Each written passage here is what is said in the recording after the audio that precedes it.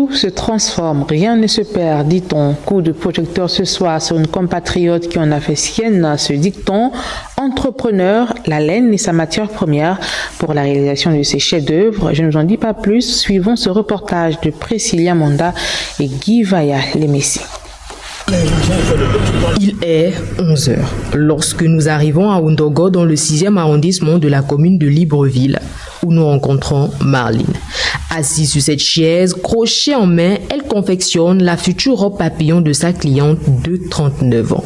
Comme cette robe, plusieurs autres articles déjà confectionnés, des robes, des maillots de bain par-dessus, pulls, sacs, des babouches et bien d'autres. Un savoir-faire artisanal appris au cours des ateliers de bricolage initiés dans les établissements primaires et secondaires autrefois. Ma passion me vient déjà depuis le collège. Bon, c'était Sainte-Marie, le classe des 6e. On avait des ateliers sur la couture, on faisait le point de croix, aussi le crochet.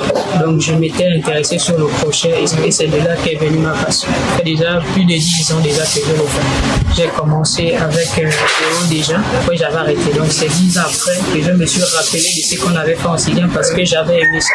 Donc j'ai commencé à refaire. Diplômée en transit, douane et commerce international, cette épouse et mère de famille a décidé d'entreprendre en dépit de rester en attente constante d'un emploi. Licence en commerce international, un DTS en transit.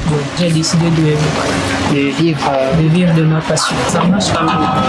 Il y a des gens qui apprécient parce que c'est souvent rare de voir ce genre de choses. Souvent les gens me confondent des fois à une Camerounaise parce que souvent ce sont les Camerounaises qui le font. Donc quand je n'ai pas d'occupation, je peux faire une robe en un jour. Sauf si j'ai autre chose à faire. Donc ça peut me prendre un jour et demi. Je le fais manuellement. Moi j'ai besoin de machines.